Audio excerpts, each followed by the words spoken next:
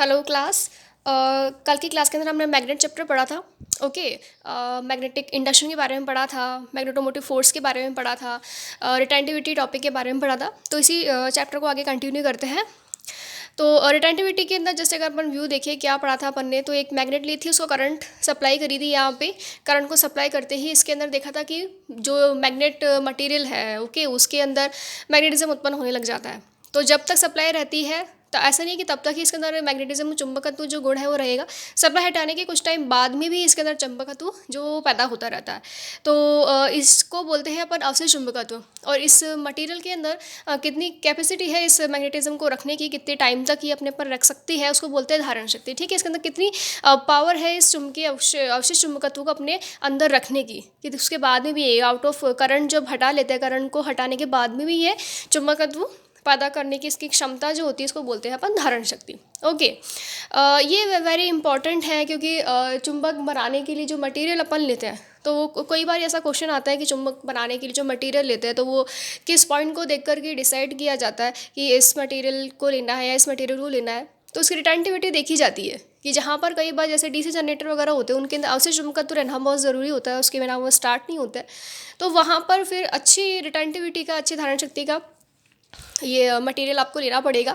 तो उसको ही देखा जाता है, रिटेंटिविटी को देखा जाता है, उसको देख करके ये लिया जाता है। ओके। अपना अपना आज का जो टॉपिक है इसे स्टार्ट करते हुए चुंबकीय संतृप्तता।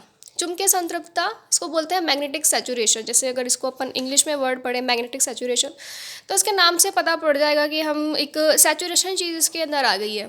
ठीक है, सैचुरेशन चीज़ का यहाँ पे क्या मीनिंग होगा। देखिए क्या पढ़ते हैं इस मैग्नेटिक सैचुरेशन के अंदर कि एक दो चीज़ों को लेकर के इसके अंदर बात करते हैं अपन। ठीक है, जैसे ये मैग्नेट है, ठीक है, इस मैग्नेट को अपन ने क्या दे रखी है, यहाँ पे सप्लाई दे रखी है।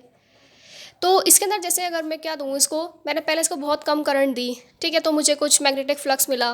फिर जैसे फॉर एग्जांपल मैंने 0.5 एम्पियर इसको करंट दी, ठीक है, 0.5 एम्पियर के करंट देंगे तो इसके अंदर कुछ मेरे को फ्लक्स मिला है यहाँ पे। फिर 1 एम्पियर करंट की वैल्यू को बढ़ा दिया है इधर, तो इसका फ्लक्स भी क्या होगा, ये फ्लक्स जो है वो उसका इंक्रीज़ हो जाएगा। अब फिर 1 एम्पियर से इसको 1.5 एम्पियर करेंगे तो ऑब्वियस सी बात है कि जो आपका फ्लक्स है वो वापस क्या हो जाएगा, इंक्रीज़ हो जाएगा। 1.5 से मैं इसको 2 एम्पियर कर दिया तो ये बढ़ जाएगा। फिर वापस इसको 5 एम्पियर कर दिया तो बढ़ जाएगा।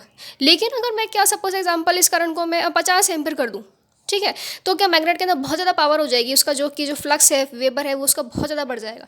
ऐसा तो नहीं होगा ना। तो इसी को बोलते हैं कि सैचुरेशन, कि एक सर्टेन वैल्यू तक कि आप जब करंट की मात्रा को बढ़ाते हो तब तक तो उसका फ्लक्स जो है वो बढ़ेगा, ठीक है। लेकिन एक आवश्यकता से अधिक मान तक जब आप करंट को बढ़ाते जाओगे तो उसके बाद में उसका जो फ्लक्स है वो आपका नहीं बढ़ेगा, वो क्या हो जाएगा, रुक जाएगा। ठीक है, जैसे इसको अपन ग्राफ से भी स्टडी कर लेते हैं कि मैंने इस अक्ष पे करंट ली है और इस अक्ष पे मैंने फ्लक्स लिया है। तो देखो क्या होगा, स्टार्टिंग में जब अपन करंट बढ़ा रहे थे तो फ्लक्स भी इसी के मैनर में बढ़ रहा था साथ साथ। ठीक है, एक चीज़ को बढ़ाया तो इसको भी बढ़ाया, फिर इसको और बढ़ाया तो ये भी चीज़ बढ़ गई, और फिर करंट को और बढ़ाया तो ये फ्लक्स और बढ़ गया।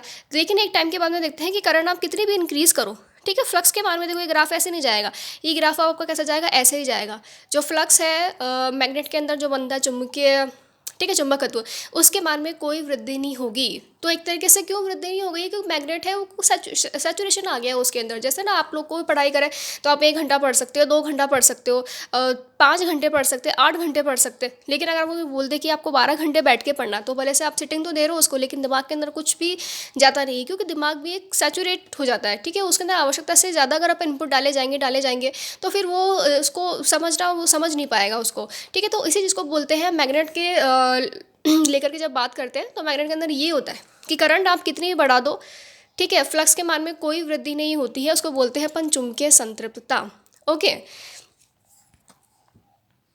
ओके, आगे टॉपिक है जो चुंबकीय लीकेज है, ठीक है, मैग्नेटिक लीकेज। तो मैग्नेटिक लीकेज का क्या मीनिंग होगा यहाँ पे कि जैसे देखो फॉर एग्जांपल कि एक मैग्नेट लिया मैंने, यहाँ पे कोई लोहे का पीस लिया है, ठीक है, तो यहाँ से जो फ्लक्स लाइनें निकलती हैं वो फ्लक्स लाइनों से क्या होगा, इससे टकराएंगी, इसको, ठीक है, कट करके वापस जो इस लोहे का टुकड़ा ये उसके क्या हो जाएगा, इससे चिपक जाएगा। ठीक है, इसके अंदर भी मैग्नेटिज्म उत्पन्न कर देगी।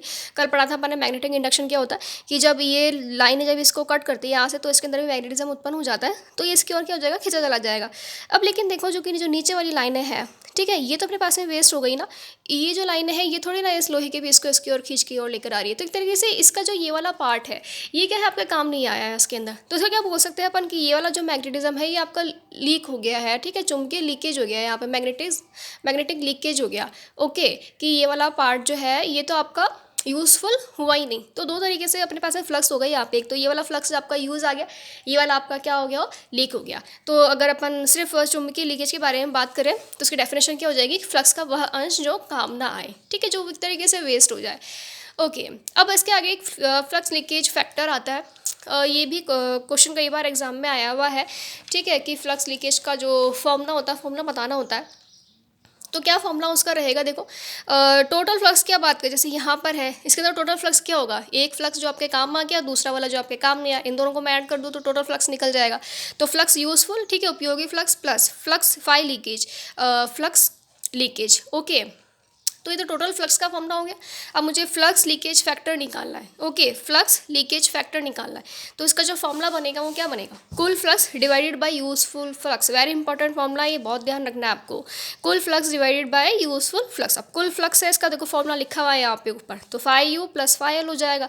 और यूजफुल फ्लक्स क्या है, फाई यू, तो phi U plus phi L divided by phi U. तो ये जो फॉर्मूला वो किसका बन गया है, यूजफुल फ्लक्स लीकेज फैक्टर का बन गया है। नेक्स्ट अपना टॉपिक है रिलेक्टिविटी का। ठीक है, रिलेक्टिविटी का मीनिंग क्या होता है, जैसे कि शब्द ना बिल्कुल नए हैं आप लोगों के लिए, तो इसलिए मैं इसको जो इलेक्ट्रिकल सर्किट होता है वहाँ से कंपेयर करके बता रही हूँ।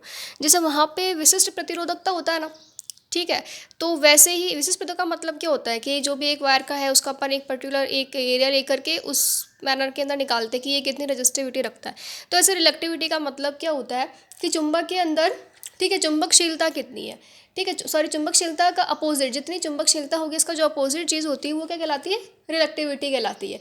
ओके, लाइक जैसे उसके अंदर रेजिस्टेंस होता है, तो वैसे ही यहाँ पे क्या होगा, रिलेक्टिविटी होगी चुंबकशीलता का अपोजिट, कि कितना वो मटेरियल जो है मैग्नेट जो आपकी वो कितना विरोध कर सकती है चुंबक के अंदर जो मैग्नेटिज्म का गुण होता है ना उसका। ठीक है, इसकी डेफिनेशन मैंने लिख दी है यहाँ पे कि चुंबकशीलता का विरोध करने का जो गुण होगा, ठीक है, एक मैग्नेट के अंदर से चुंबकशीलता चुंबकीय फ्लक्स का जो विरोध करने का गुण होगा उसको बोले अपन रिलेक्टिविटी। तो रिलेक्टिविटी का फॉर्मूला अगर देखें, कई बार इनका फॉर्मूले आ जाते हैं, तो वो क्या हो जाएगा, 1/, चुंबकशीलता इसका फॉर्मूला हो जाएगा। अब आगे एक टॉपिक देखते हैं परमीन्स। ठीक है, परमीन्स क्या होता है, देखो जैसे इलेक्ट्रिकल सर्किट से फिर कंपेयर करके देखते हैं। इलेक्ट्रिकल सर्किट के अंदर जैसे चालकता होती है ना, कि करंट को इजीली प्रवाह होने का जो गुण होता है, ठीक है, तो यहाँ पर भी वैसे ही कितना अच्छा मैग्नेटिज्म किसी मैग्नेट का हो सकता है, उसके अंदर फ्लक्स जो रेखाएं होती है वो कितनी इजीली फ्लो हो सकती है, तो उस गुण को क्या बोलते हैं, परमीन्स बोलते हैं। ठीक है, चुंबकीय फ्लक्स स्थापित करने का गुण जो होगा। ठीक है, वापस देख लें कि ये चीज़ क्या होती है कि जैसे इलेक्ट्रिकल सर्किट के अंदर अपन चालकता के बारे में पढ़ते हैं। ठीक है, जैसे क्या पढ़ते हैं अपन, चालकता के बारे के अंदर पढ़ते हैं कि किसी सर्किट किसी भी मटेरियल के अंदर एक प्रकार का गुण होता है जो उसको मटेरियल पे जो डिपेंड करता है, ठीक है, कि कितनी अच्छी उसके अंदर से इलेक्ट्रॉन्स है वो मूव हो सकते हैं, तो उसको क्या बोलते हैं अपन, चालकता। तो वैसे परमीन्स क्या है कि कितना वजह से वहाँ पे इलेक्ट्रॉन्स होते हैं, वहाँ पे यहाँ पे क्या है, फ्लक्स की रेखाएं तो है, ठीक है, फ्लक्स ही तो है, चुंबकीय बल रेखाएं तो है, तो उनको इतना इजीली अपने में से स्थापित करने का जो गुण होता है उसको क्या बोलते हैं, परमीन्स। इसको अपन शो किससे करते हैं, रो से शो करते हैं। अब इसके अंदर आप इसमें कन्फ्यूज मत हुई होगा, क्योंकि इलेक्ट्रिकल सर्किट के अंदर जो रो होता है, स्पेसिफिक रेजिस्टेंस होता है, रो विशिष्ट प्रतिरोध, तो वैसे ही यहाँ पे सिंबल इसका रो है। तो आपको इसमें कंफ्यूज नहीं होना है कि अगर ऑब्जेक्टिव पेपर आएगा तो रो अगर पूछ लिया हमसे, तो अगर ये दोनों ऑप्शन में हो तो किस पे टिक लगाना है, तो आपको या तो एक सी ऑप्शन होगा, ठीक है, ये भी दोनों का, तो वो उस पर टिक लगाना है, वरना फिर एक ही आपके आएगा, या तो विशिष्ट प्रतिरोधकता आएगा या फिर ये चीज़ आएगी। ठीक है, तो आपको उसका सिंबल मेनली ध्यान रखना है कि मैग्नेटिज्म के अंदर परमीन्स का सिंबल क्या होता है, रो होता है। अभी देख लिया अपन ने, जैसे चालकता किसका अपोजिट होता है, रेजिस्टेंस का अपोजिट होता है, तो वैसे यहाँ पर ये किसका, परमीन्स किसका अपोजिट हो जाएगा। जैसे यहाँ पे इलेक्ट्रिकल सर्किट के अंदर रेजिस्टेंस होता है, यहाँ पे क्या होता है, रिलक्टेंस होता है। ठीक है, तो रिलक्टेंस लिख दिया इसके अंदर हिंदी में, इसको मैंने प्रतिष्ठम लिख दिया, 1/प्रतिष्ठम और 1/Rm जो इसका यहाँ पे सिंबल है। ओके, अब 1/, जैसे प्रतिष्ठम है इसकी इकाई क्या होती है, एम्पियर टन पर वेबर। अब यहाँ पे 1/Rm के अंदर है, तो इसकी यूनिट क्या हो जाएगी, वेबर पर एम्पियर टन। ओके, ओके, आपको कोई भी डाउट हो इसके अंदर आप कमेंट करके मेरे से पूछ सकते हैं। अब नेक्स्ट आता है इसके अंदर टॉपिक है ससेप्टेबिलिटी। ठीक है, ससेप्टेबिलिटी का मीनिंग क्या होता है, पहले तो इसको अच्छे से बोलना सीख लेना एक बार। क्या बोलते हैं इसको? ससेप्टिबिलिटी। ओके, इसका सिंबल होता है के। बहुत बार एग्जाम में आया है। ससेप्टेबिलिटी का जो प्रतीक होता है सिंबल, उसको किससे डिनोट करते हैं अपन? के से डिनोट करते हैं। ओके, तो के इक्वल्स टू होता है आई अपॉन एच। अब आई का मीन क्या होता है यहाँ पे? चुंबकीय तीव्रता। एक वर्ड होता है चुंबकीय तीव्रता, उसका सिंबल होता है यहाँ पे आई। चुंबकीय तीव्रता का मतलब क्या होता है? अब इसका नाम से पता पड़ रहा है। अब टेक्निकल स्टडी में एक ही फायदा होता है कि कई बार उसके नामों से पता लग जाता है उसका मीनिंग क्या है। ठीक है, चुंबकीय तीव्रता।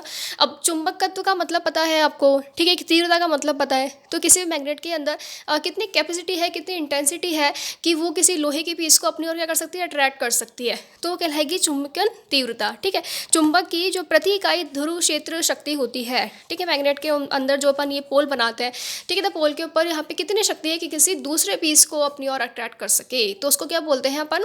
चुंबकन तीव्रता। इसको अपन आई से शो करते हैं। ठीक है, आई से शो करते हैं। इसका formula it very important formula ये, ध्रुव सामर्थ्य डिवाइडेड बाय ध्रुव क्षेत्रफल। ठीक है, pole strength divided by pole area. अब सामर्थ्य है, ठीक है, तो वही फ्लक्स से निर्भर करेगी, तो वेबर इसकी इकाई हो जाएगी और क्षेत्रफल की इकाई मीटर स्क्वायर होती है। तो ये इसका फॉर्मूला बन गया। फिर अब इसको देखो यहाँ पे अप्लाई कर दे वो कि जो ये इसका फॉर्मूला है K equals to I upon H. तो चुंबकीय तीव्रता इसकी स्टडी कर ली अपन ने। नेक्स्ट चुंबकीय बल होता है, ये अपन ने कल की क्लास के अंदर पढ़ाई था, तो इसकी भी यूनिट बनाएंगे, तो वेबर पर एम्पियर टर्न इनटू मीटर इसकी बन जाएगी। ठीक है, तो इसकी क्लास के अंदर तो यही इंपॉर्टेंट है। फर्स्ट ऑफ ऑल आपको नॉलेज होनी चाहिए कि इन चीज़ों का मीनिंग क्या है, और एग्ज़ाम के पॉइंट ऑफ व्यू से, क्योंकि आपका ITI का एग्ज़ाम स्पेशली ऑब्जेक्टिव टाइप का होता है, तो इन सब के सिंबल, इन सब के फॉर्मूले जो हैं वो आपको मेन इंपॉर्टेंटली याद रखने हैं।